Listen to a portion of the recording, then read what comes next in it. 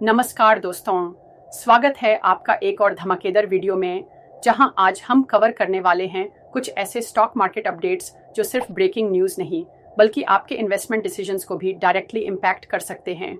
ये है आपका favourite stock market channel IPO with profit, जहां हम देते हैं आपको latest market trends, IPO updates और सॉलिड एनालिसिस ताकि आप बना सकें स्मार्ट और प्रॉफिटेबल डिसीजंस। तो दोस्तों, आज का वीडियो बनेगा आपका स्टॉक मार्केट का full course meal. From international trade tension से लेके टाटा स्टील के रैली तक, पावर ग्रिड के सर्जेस से लेके रिलायंस के पॉसिबल ब्रेकआउट तक, और टेक और ऑटो सेक्टर्स का भी पोस्टमार्टम करेंगे। सो मेक श्योर आप ये वीडियो एंड तक ज़रूर देखें। सबसे पहले चलते हैं सबसे बड़ी ब्रेकिंग न्यूज़ पर, और वो आई है यूएसए से। पीटीआई के एक लेटेस्ट रिपोर्ट के अकॉर्डिंग यूनाइटेड स्टेट्स ने इंडिया के इंपोर्ट्स पर जो एडिशनल 26% टैरिफ लगाने वाले थे उसको टेम्पोरेरीली सस्पेंड कर दिया है टिल जुलाई 9।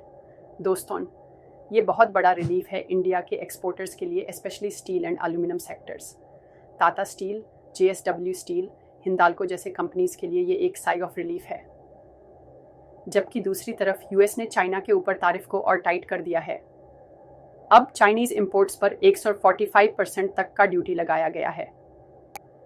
इस मूव से इंडिया का एक्सपोर्ट ज़्यादा कंपेटिटिव बन सकता है ग्लोबल मार्केट में, और ये एक स्ट्रैटेजिक एडवांटेज क्रिएट करेगा भारत के लिए।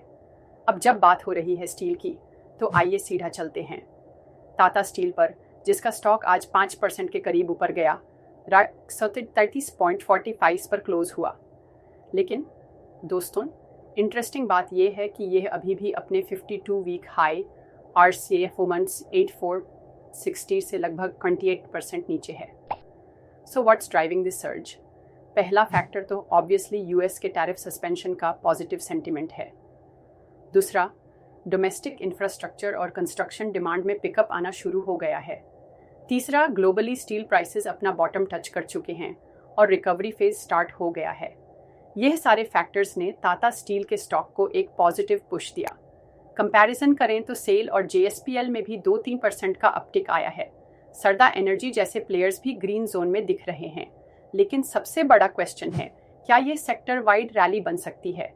क्या ये सिर्फ एक न्यूज़ बेस्ड स्पाइक है या फिर beginning of a trend reversal?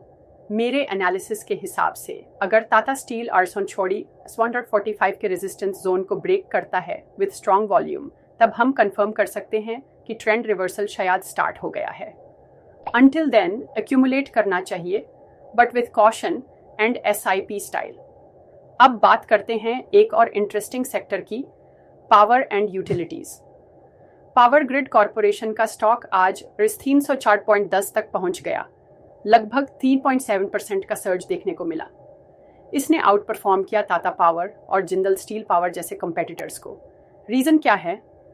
पहला, गवर्नमेंट का aggressive focus on strengthening transmission infrastructure.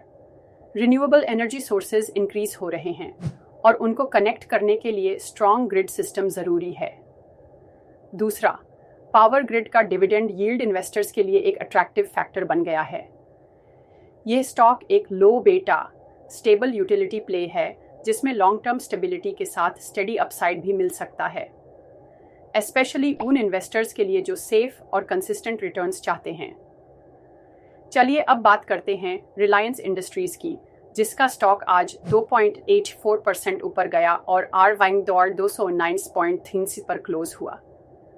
सबसे इंटरेस्टिंग बात यह है कि इसके ट्रेडिंग वॉल्यूम ने 50-डे एवरेज को बीट किया। यह एक स्ट्रॉन्ग टेक्निकल सिग्नल है। It means that smart money is entering. लेकिन क्या यह ब्रेकआउट की शुरुआत है? पिछले कुछ दिनों से रिलायंस कंसोलिडेशन मोड में था और अब वॉल्यूम के साथ प्राइस अपटिक देखना एक बुलिश सिग्नल है। न्यूज़ ये भी आ रही है कि रिलायंस अपने रिटेल बिजनेस को एग्रेसिवली एक्सपैंड कर रहा है और जियो फाइनेंशियल भी अपने ट्रैक पे आ गया है। रिलायंस का टेक्निकल चार्ट सजेस्ट करता है कि अगर RS230 जोन ब्रेक हो गया तो हम एक सॉलिड रैली देख सकते हैं जो RS250 तक जा सकती है शॉर्ट टर्म में। इसलिए medium to long term investors के लिए ये एक अच्छा एंट्री पॉइंट हो सकता है, बट रिस्क मैनेजमेंट ज़रूरी है, तो स्टॉप लॉस के साथ ट्रेड करें। अब चलते हैं थोड़ा कूल सेक्टर की तरफ, यानी कि टेक सेक्टर। HCL टेक्नोलॉजीज ने आज सिर्फ 0.71% का मॉडेस्ट मूव दिया। क्लोजिंग R1 390.30 पर हुई, जो कि मार्केट के कंपैरिजन में अंडर परफॉर्मेंस है। ग्लोबल आईटी डिमांड अभी वीक है, स्पेशली BFSI सेक्टर जो आईटी कंपनीज का बड़ा क्लाइंट होता है, उनका बजट टाइट हो गया है, तो डिमांड स्क्वीज हो रहा है। इस वजह से even a giant like HCL under perform कर रहा है। टेक सेक्टर का ओवरऑल सेंटिमेंट अभी थोड़ा वीक है और जब तक अर्निंग्स में क्लैरिटी नहीं आती तब तक मेजर अपसाइड मुश्किल है। HCL, TCS, इन्फोसिस सभी स्टॉक्स अभी रेंज बाउंड लग रहे हैं। लॉन्ग टर्म इन्वेस्टर्स के लिए ये सेक्टर अच्छा है, लेकिन फ्रेश एंट्री तब करें जब Q4 रिजल्ट्स क्लियर हो जाएं। अब बात करते हैं ऑटो सेक्टर की, जहां मारुति सुजुकी ने आज 8.23% का गेन दिखाया और आर्स कैडन 602.7 पर क्लोज किया। लेकिन अशोक लेलैंड और आइचर मोटर्स जैसे कंपेटिटर्स ने ज्यादा मोमेंटम दिखाया। ये शो करता है कि इन्वेस्टर इंटरेस्ट ऑटो सेक्टर में ग्रो कर रहा है, स्पेशली EV प्लान्स के एक्सपेंशन और रूरल डिमांड के बूस्ट के वजह से। मारुति भी नए लॉन्चेस पर काम कर रहा है और एनालिस्ट्स को लगता है कि Q4 रिजल्ट्स में बेटर मार्जिन्स आ सकते हैं।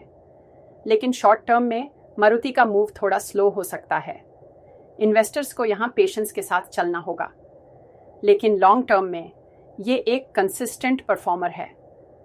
तो दोस्तों, आज के वीडियो में हमने देखा कैसे एक इंटरनेशनल ट्रेड डिसीजन, US का टैरिफ सस्पेंशन का डायरेक्ट इम्पैक्ट हमारे इंडियन स्टॉक्स पर पड़ा।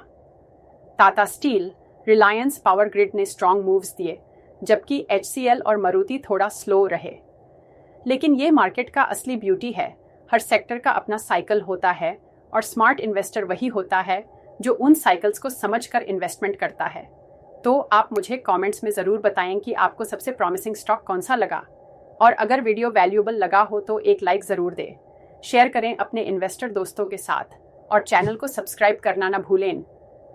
IPO विद प्रॉफिट पर हम हर रोज़ आपको मार्केट के नए नगेट्स देने के लिए तैयार हैं। मैं मिलता हूँ आपसे अगले वीडियो में। तब तक के लिए इन्वेस्ट स्मार्टली, स्टे इन्फॉर्म्ड और हमेशा प्रॉफिटेबल रहिए। जय हिंद।